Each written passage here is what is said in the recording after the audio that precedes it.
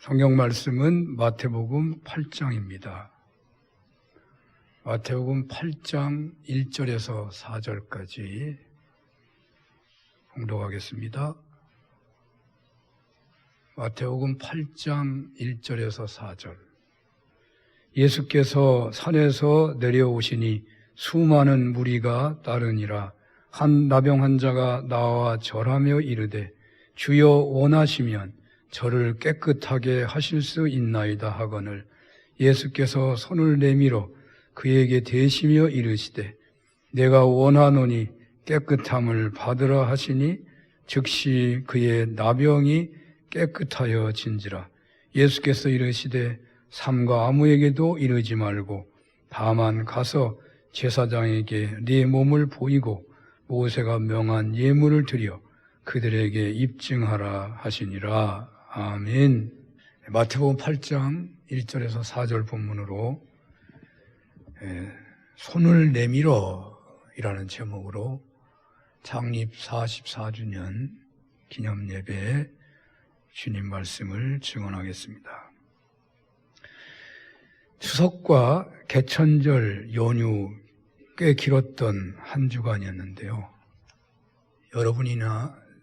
여러분들도 그러겠습니다만 저는 집에 있으면서 계속 있었고 그래서 시간이 좀 많아서 청년기에 가장 영향을 많이 받았던 김영석 선생님의 책 2권을 보았는데요.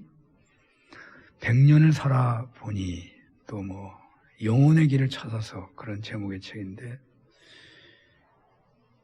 그 선생님은 100세가 지난 분이어서 그런지 지난 시절 아름다운 추억을 떠올리면서 오늘 어떻게 살아야 하는가에 대한 그러한 주제로 그 글들을 쓴 것으로 보입니다.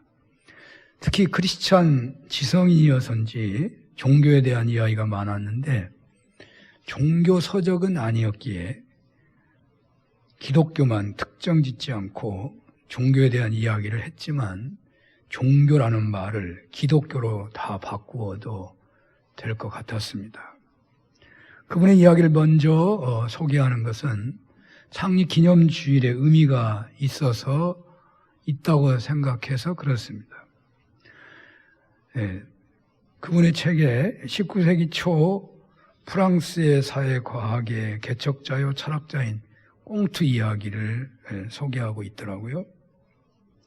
세계 역사의 발전 단계에서 처음은 종교적 신앙의 시대이고 다음은 철학적 사회 시대가 오고 이 철학적 사회 시대는 실증 과학의 시대로 발전된다는 주장입니다.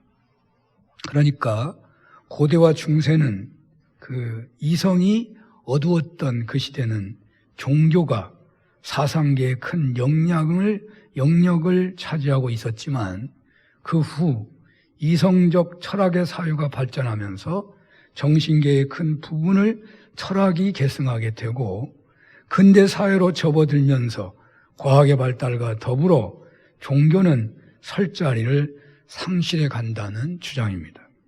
김영석 선생님은 오늘날 꽁트의 예견이 옳았다고 보는 사람들이 늘어나고 있는 것 같다며 그들은 오늘날 교육 수준이 높아지고 과학이 발달하면서 종교는 그 정신적 영향력이 점점 약화되어 간다고 그렇게 주장들을 한다는 것이죠. 물론 종교의 영향력은 고대와 중세에만 있었던 것은 아닙니다. 오늘날 첨단 과학이 쉼없이 발달하고 있지만 여전히 세계 종교인 숫자는 늘어난다는 통계가 있습니다. 제가 목회학 박사 논문을 작성할 때인 2000년대 초기의 자료들을 보면 기독교의 신자 수가 정체하거나 줄어들고 있다는 통계가 있었지만 한국인의 전체 종교인 숫자는 늘어나고 있다고 했습니다.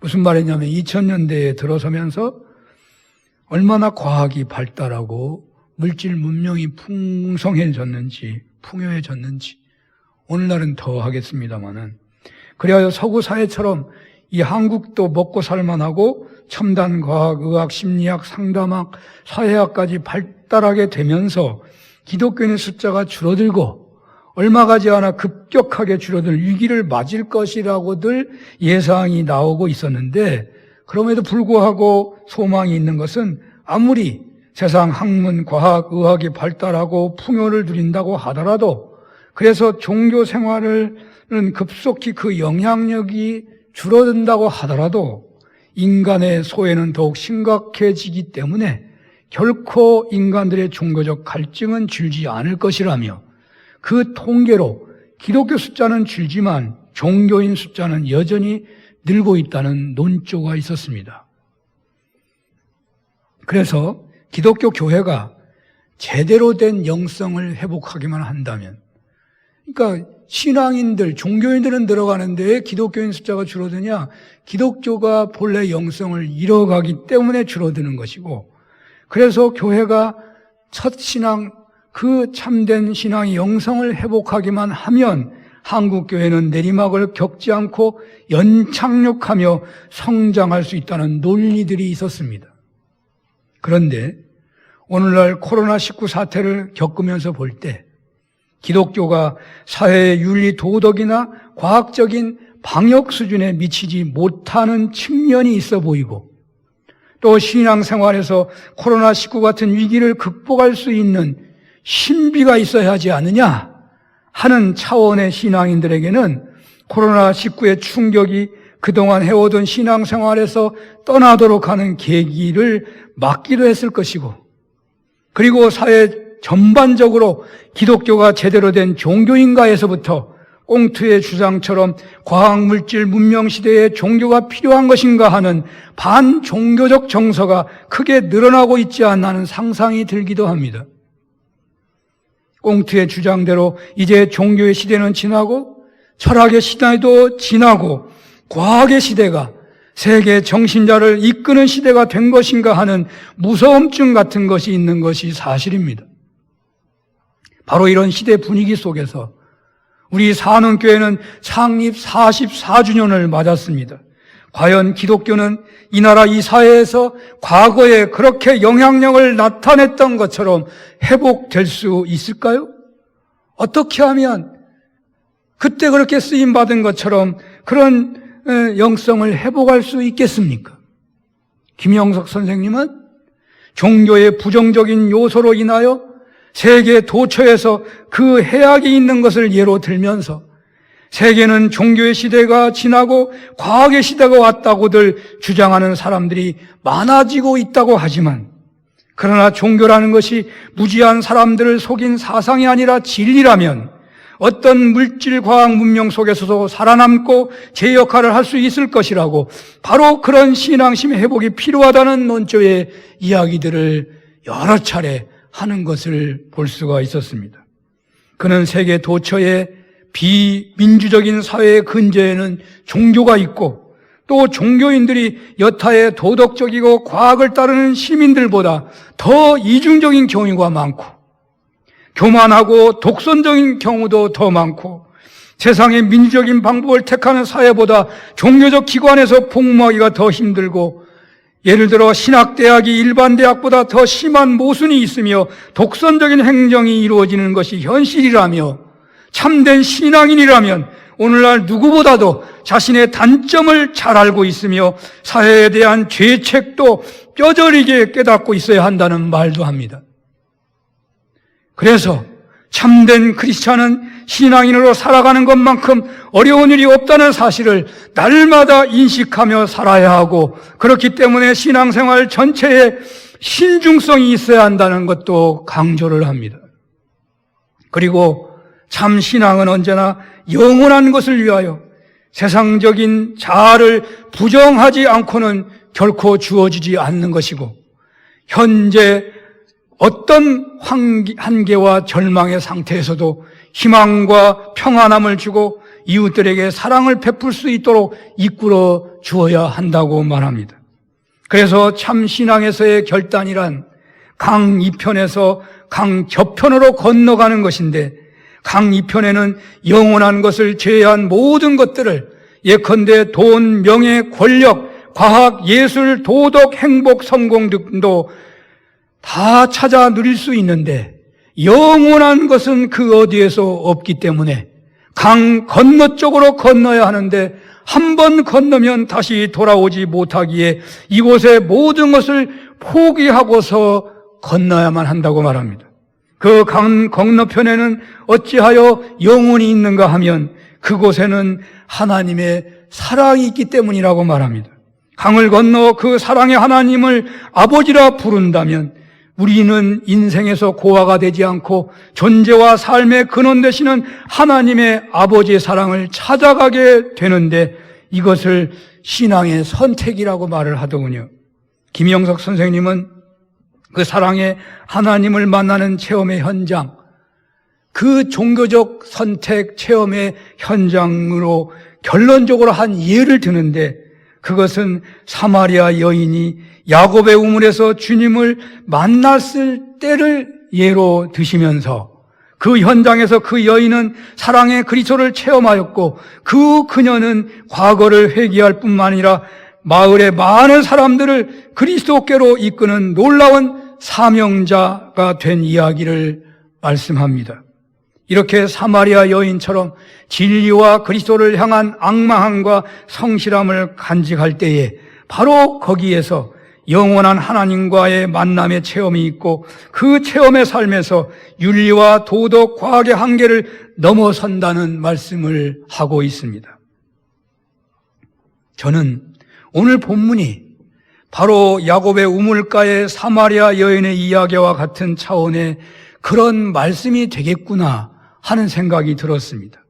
우물가의 여인의 체험처럼 오늘 본문에서 그리스도를 만나는 그런 체험으로 철학적 도전, 과학과 그 어떤 도전 앞에서도 진리 안에서 자유와 영생과 평안을 누리며 사랑하며 살게 되는 그런 은혜를 받았으면 좋겠습니다. 우리가 성경을 보는 것을 산을 보는 것으로 비유하곤 하는데 전체 산을 보기도 하고 산속의 나무 하나하나를 볼 수 있어야 한다는 그런 말들을 합니다. 우리는 지금까지 마태복음을 산속에서 나무 하나하나를 보듯이 살펴보았습니다. 그런데 오늘은 마태복음 1장에서 8장까지를 전체를 놓고서 보았으면 좋겠습니다. 전체를 놓고서 보면 1장에서 3장까지는 왕이신 예수님의 탄생을 말씀하고 있습니다. 동정녀를 통해서 탄생하시고 동방박사의 경배를 받으시고 세례 요한의 광야의 외침이 있었습니다. 4장에서 7장까지는 모든 인류의 구원자로서 메시아와 왕으로서의 합당한 선포를 하시고 있으십니다. 예수님은 왕의 사역을 위한 사단의 시험을 받으셨고 그 시험을 이기십니다. 또 예수님은 인류의 메시아로서 만 백성들에게 회개하라, 천국이 가까웠다고 선포하셨습니다. 그리고 천국 백성의 헌장이라고 할 수 있는 산상수훈을 가르쳤습니다. 이제 8장에 와서는 그리스도 되심을, 예수님의 왕 되심을 증명하는 놀라운 사역을 하시는데 나병 환자, 중풍병자, 베드로의 장부인 열병 환자, 귀신 들린 자를 치료하시는 내용으로 전개되고 있습니다. 이렇게 1장에서 8장까지를 전체적으로 보면 왕이신 그리스도의 탄생, 왕이신 그리스도의 선포, 또 왕이신 그리스도 되심의 사역을로 크게 나누어 볼 수 있겠습니다. 그러므로 오늘 본문은 예수님의 왕 되심, 그리스도 되심을 세상에 드러내시는 첫 사건이라고 할 수 있습니다. 이렇게 주님께서는 그 왕 되심을, 왕의 권능을 드러내시는 사역을 병자를 치료하는 것으로 하셨습니다. 또 주님은 병자를 치료하시는 과정을 통해서 하나님의 뜻을 전하시고 계시하셨습니다. 앞에서도 언급했지만 여기서의 다뤄진 질병은 나병과 중풍병, 열병, 혈류증, 귀신 들린 정신병 등입니다. 이 병들은 당시 백성들을 가장 괴롭혔던 대표적인 질병들입니다. 이 중에서도 가장 비참한 병은 나병이었습니다. 주님께서는 왕의 권능을, 그리스도 되심을 선포하는 치유의 첫 번째 사역으로 나병 환자를 치료하시는 것으로 하셨는데 그것은 우연이 아닌 것 같습니다. 왜냐하면 모든 병들은 당신은 다 죄와 관련시켜서 병자는 바로 죄인이었지만 그 중에서도 특히 나병 환자는 가장 무섭고 심각한 병, 저주, 하나님께 저주하는 병이기도 했습니다. 구약 이스라엘의 최고의 여성 지도자였던 미리암, 모세의 누이이기도 했고 홍해를 건널 때 크게 하나님께 영광을 돌렸던 그녀가 모세의 영적 권위에 도전했다가 나병에 걸린 적이 있었습니다. 또 선지자 엘리사를 따랐던 게하시도 나아만 장군에게 몰래 따라가서 많은 보물을 받아 숨겨두었다가 나병에 걸렸다는 기록이 있습니다. 그 나병은 저주다 그 말이죠. 저주.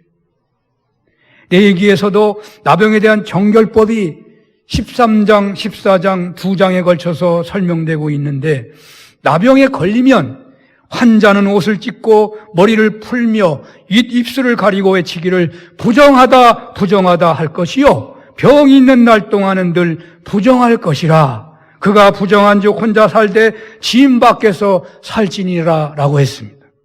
이 기록에 의하면 나병이 얼마나 당시에 무서운 병이었는지를 알 수가 있습니다.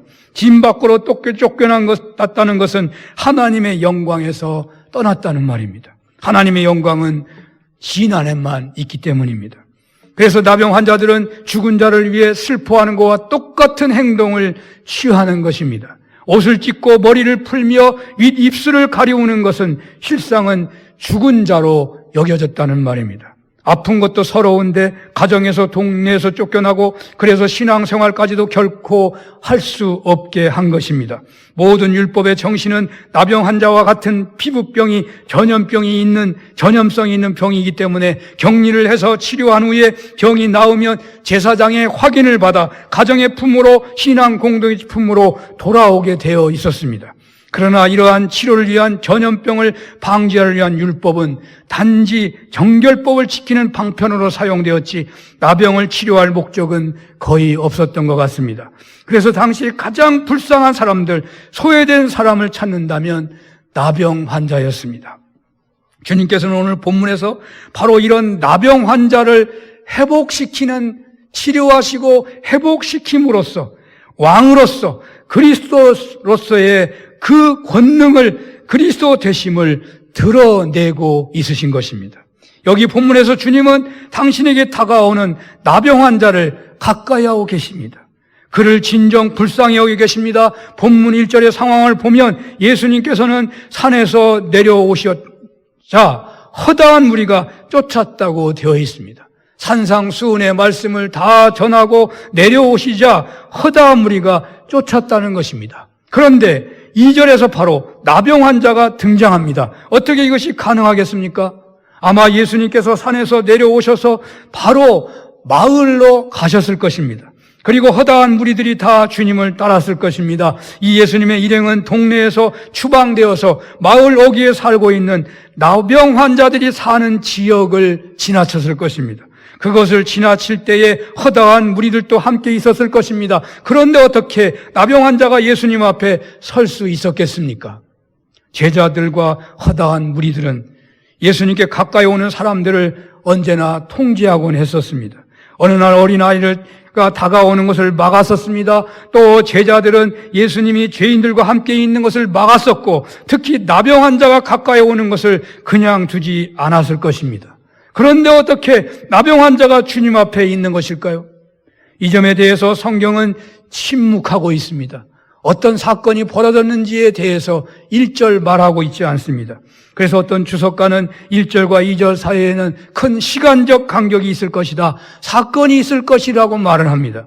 그런데 잠시 상상을 하면 이런 생각도 가능할 것 같습니다. 앞에서 말씀드린 대로 나병 환자들은 옷을 찢어야 했고 머리를 풀어 산발해야 했고 사람들이 가까이 있으면 입술을 가리고서 부정하다 부정하다 외쳐야 했습니다. 이 모습을 상상해 보십시오. 누가 감히 이 나병 환자를 가까이 할 수 있겠습니까? 옷이 더러운 데다가 너덜너덜 헤어져 있고 머리는 풀어 길게 날리고 있고 눈썹, 코가 문드러져 얼굴이 문드러져 있고 냄새가 진동합니다. 또 나병 환자와 접촉을 하면 정결법에 걸리고 전염이 될 것이라도 이라는 염려도 있었기 때문에 어느 누가 맹렬히 달려오는 나병 환자를 막아설 수가 있겠습니까? 여기 나병 환자의 태도에서 알 수 있는 것은 그는 예수님의 소문을 이미 들었을 것입니다. 그래서 그는 예수님 앞에서 엎드리자마자 원하시면 저를 깨끗하게 하실 수 있습니다라고 고백했던 것입니다. 아마 소문은 나병 환자들이 함께 살고 있는 곳에 다 퍼졌을 텐데 그것을 믿지 못한 다른 이들은 오지 못했고 바로 이 한 사람만 주님을 찾았을 것입니다. 바로 이렇게 주님께 달려온 나병 환자를 다들 외면하고 있지만 주님께서는 불쌍히 여겨 맞이했고 손을 댔던 것입니다. 여기 손을 댔다는 헬라어 헤파토의 의미는 손을 댔다는 뜻만 있는 것이 아니고 끌어안았다는 뜻도 있습니다. 요즘 코로나 때문에 저는 일체 외출을 금하고 있습니다. 그냥 아예 사람을 안 만나기로 작정하고 있습니다. 제가 혹시라도 확천이 되면은 예배가 안 되잖아요. 심각하잖아요. 근데 예수님은 어떤 분이에요? 예수님도 수많은 사람을 만나야 되고 하나님 일을 해야 되는데 그 사람을 끌어안으면 어떻게 되겠어요? 정결법에 결정적으로 문제가 생겨요. 그럼에도 불구하고 주님께서는 나병 환자를 끌어안으시고 치료하시고 불쌍히 여기시고 그래서 회복하셨는데 이러한 방법으로 주님이 만왕의 왕이시고 그리고 주님이 그리스도 되심을 공개적으로 드러내셨다는 말입니다. 요한복음 11장에 보면 예수님께서 사랑하는 마리아와 마르다의 오라버니인 나사로가 병이 들었다는 소식을 듣고 그곳으로 가시거든요. 가셨더니 이미 죽었대요. 물론 다른 여러 가지 의미를 생각할 수 있겠지만 그 나사로가 죽은 것 때문에 그 딸들이 울고 동네 사람들이 슬퍼하는 것을 보고서 예수님이 심령이 비통히 여기시며 우셨다라는 기록이 있어요. 심령이 비통히 여기셔서 우셨다. 이 심령이 비통히 여겼다는 원어의 의미는 창자가 끊어질도록 아프셨다. 그런 뜻이라고 합니다. 창자가 끊어질 정도로 아프셨다. 이 나사로가 살아나는 놀라운 기적은 바로 예수님의 이 불쌍히 여기심, 이 세상이 가늠하지 못하는 이 어마어마한 예수님의 사랑 때문이었다라는 해석도 할 수 있는 것이죠. 세상은 천형으로 몰아서 가정에서 동네에서 추방당하여 숨은 붙어 있어 살아있지만 실상은 죽은 자처럼 사는 존재, 그렇게 사람들에게서 멀어져야 하고 저주의 대상이었던 그를 예수님께서는 손을 대시면서 아니 그를 끌어안으시면서 내가 원하노니 깨끗함을 받으라고 하시는 것입니다. 이렇게 예수님이 그리스도 되심은 왕 되심을 드러내신 사건은 당시 가장 천대받은 나병 환자를 끌어안으셔서 치료하시고 그로 하여금 사회에서 당당하게 새 삶을 살도록 하시는 것으로 드러내셨다는 것입니다. 세상에서 어떤 지도자가 자신의 지도자 됨을 이렇게 드러내는 사람이 있겠습니까? 군왕이 왕으로 등극한다면 어떤 일이 벌어지겠습니까? 엄청난 돈을 뿌려서 국가적인 큰 잔치를 벌일 것입니다. 공신들에게 큰 상을 내릴 것입니다. 이용을 과시하기 위해 군사 퍼레이드를 할 것입니다. 백성들로 하여금 그 왕 앞에 굴복하게 할 것이고 신하들은 충성서약 같은 것을 할 것입니다. 어떤 왕은 세금을 경감시키고 정치범을 풀어주기도 하겠지만 그것은 대체로 형식적인 것이고 자신의 힘을 과시하는 것이 왕 등극에 합당한 행사가 될 것입니다.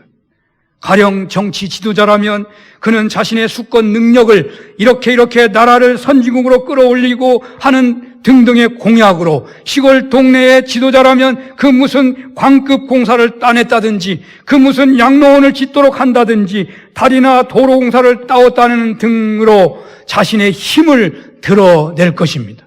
이렇게 세상의 리더십은 그 힘있고 능력이 있다는 것을 드러내는 것으로 나타나는 것이죠. 그런데 만왕의 왕이신 예수님께서는 자신의 왕 되심을, 자신의 그리스도 되심을 당시 가장 천하고 가장 큰 죄인으로 여겨졌던 사람, 똥이 더러워서 피한다고 그래서 다들 피하는데 바로 그 더럽고 추하고 냄새나는 나병 환자를 끌어안는 것으로 세상에서 가장 추하게 버려졌고 저주받은 한 사람을 지극히 사랑하는 것으로, 그래서 그로 하여금 정상적으로 살아갈 수 있는 자로 세워주는 것으로 주님은 당신의 왕 되심을 보여주고 있었던 것입니다. 한번 상상해 보십시오. 예수님은 죄가 없으신 분이십니다. 예수님은 하나님의 독생자이십니다. 예수님은 결혼도 안 하신 분이십니다. 예수님은 많은 사람들과 함께 있어야 할 분이십니다. 그런데 그 예수님께서 나병 환자를 막지 못하고 어정쩡히 피하고 있는 제자들과 무리들 속으로 달려드는 그 나병 환자를 끌어안으셨습니다. 만약에 금이야 오기야 키운 여러분들의 귀한 딸이, 그 딸이 좋은 대학을 나오고 전도가 유명한 대기업에 취업을 했고 성품도 인물도 고운 딸이 어느 날 결혼하겠다고 해서 그가 누구냐고 물었더니 무슨 전과가 있다든지 가난하고 학벌도 없고 몸도 약한 사람이라 한다면 어찌하겠습니까? 깨끗하고 양같이 곱고 청순한 아름다운 공주가 냄새나고 추잡한 한 거린을 끌어안는다면 어떻게 반응하겠습니까? 주님은 참으로 충격적인 모습으로 당신의 왕 되심과 당신의 그리스도 되심을 이렇게 우리에게 보여주십니다. 참으로 놀라운 장면입니다. 그러나 조금만 더 생각한다면 참으로 감동적인 장면입니다. 왜냐하면 나병 환자를 끌어안으시는 주님은 오늘날 누구를 끌어안으신 것이겠습니까? 그 섬뜩하게 생각되는 나병 환자, 그는 과연 누구겠습니까? 누가 조금만 피해를 주어도 노발대발 신경질을 쏟아내기 쉽고 그 배나 갚아야 속이 시원한 그런 성향이 있는 사람들이 바로 우리 자신들 아니겠습니까? 겉모습은 깨끗하지만 하나님의 일이나 남을 돕고자 하는 마음은 부족하고 이기적 행동이 먼저 나타나는 사람이 바로 우리가 아니겠습니까? 남보기에는 향수 뿌려 향기를 풍기지만 속은 거룩한 생각보다 추하고 더러운 것이 더 요동치고 있는 것이 바로 우리들 아니겠습니까? 칭찬보다는 비판하기 좋아하고 사랑하기보다는 미워하고 자원하여 기쁘게 봉사하기보다는 방관자로 있고 섬기기보다는 대접받기를 원하고 평화하기보다는 다투기를 조장하기를 잘하는 사람, 바로 그들이 우리가 아니겠습니까? 물론 그렇게 하지 않기 위해서 우리는 부르짖어 기도하기도 하고 말씀에 순종하고자 노력하고 끊임없이 자기를 치며 산상수훈대로 살려고 할 수 있을 것입니다. 그러나 그렇게 되지 않는 그 실패한 모습을 보노라면 역시 우리는 상처투성이 냄새나는 나병 환자 모습, 바로 그 모습 아니겠습니까? 주님은 바로 이런 우리들에게 손을 내미셨고 바로 우리를 끌어안으셨던 것입니다. 주님의 메시아 되심은 바로 여기에서 위대함이 있으며 친히 십자가 지시고 부활하심으로 만물의 주인이 되시고 모든 삶의 근본 되시는 예수님께서 보여주신 것이기 때문에 이런 태도는 바로 우리 믿는 자의 삶의 중심이고 우리 삶의 모범이라고 해야 할 것입니다. 손을 내밀어 나병 환자를 끌어안으시는 예수님, 바로 그 주님의 품 안에서 우리는 새롭게 되는 은혜를 받은 것입니다. 하나님께서는 이스라엘을 애굽의 종살이에서 해방시킨 후에 십계명을 주시고 그리고 선택받고 구원받은 백성으로 살 수 있도록 율법을 주셨습니다. 그런데 그 모든 말씀을 준행해야 하는 그 원리는 너희들이 애굽에서 종살이했던 것을 기억해서 과부나 가난한 자나 종이나 고아나 나그네 학대하지 말고 잘 대접하라 라고 말씀하셨습니다. 너희가 받은 그 은혜를 기억해서 그 은혜 받은 자로서 합당한 삶을 살라고 하신 것입니다. 이것은 말씀 적용의 중요한 한 원리인 것입니다. 그러므로 나병 환자 같은 우리들에게 손을 내미시고 끌어안으사 치료하시고 죄인이 아닌 당신의 백성으로 살게 하신 그 하나님의 은혜를 기억하여 우리는 나병 환자같이 사회에 소외되고 천대받고 추방당한 자들에게 손을 내밀고 그들을 끌어안아 그들로 하여금 하나님의 백성으로 당당하게 살도록 하는 사명을 부여받았다고 하겠습니다. 우리 사는 교회와 우리네의 삶이 어떻게 하나님의 역사 중심에서 쓰임받을 수가 있겠습니까? 예수님께서는 당신의 왕 되심을 나타내실 때에 보여주신 태도, 바로 그것을 본받는 것이라고 말씀하십니다. 오늘날 나병 환자 같은 사람들을 불쌍히 여기며 손을 내밀어야 할 것입니다.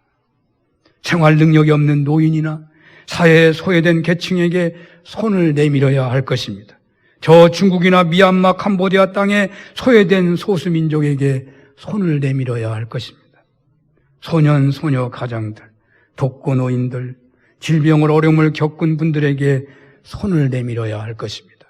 혹은 상처난 가정, 정신적으로 영적으로 병으로 시달리는 사람들에게 손을 내밀어 그들로 건강한 하나님 백성으로 살도록 하는데 쓰임받아야 하지 않겠습니까? 주님은 동네에서, 가정에서, 예배의 자리에서까지 버림받은, 저주받은 나병 환자 같은 우리를 끌어안으사 죄를 용서하시고 치료해 주시고 그리하여 건강한 하나님 백성으로 살게 하셨습니다. 창립 44주년의 주님은 나병 환자가 사랑 자체이신 주님 만나는 체험으로 새 생명의 삶을 살게 된 것 같은 그런 은혜를 베풀어 주시기를 원하십니다. 철학과 과학을 넘어서는 영혼에 대한 체험, 무한한 사랑에 대한 체험을 앙망하라고 말씀하십니다. 주님은 우리들에게 소외된 이웃들에게 손을 내밀라고 하십니다. 이런 은혜가 여러분들에게 있으시기를 축원합니다. 기도하겠습니다. 죄인으로 율법에서 세상에서 버림받았던 사마리아 여인, 나병 환자가 바로 저희들입니다. 나병 환자의 체험이 저희들의 것이 되게 하사 도덕, 윤리, 과학의 한계를 넘어서는 참 신앙인으로 살게 하옵소서. 예수님 이름으로 기도합니다. 아멘.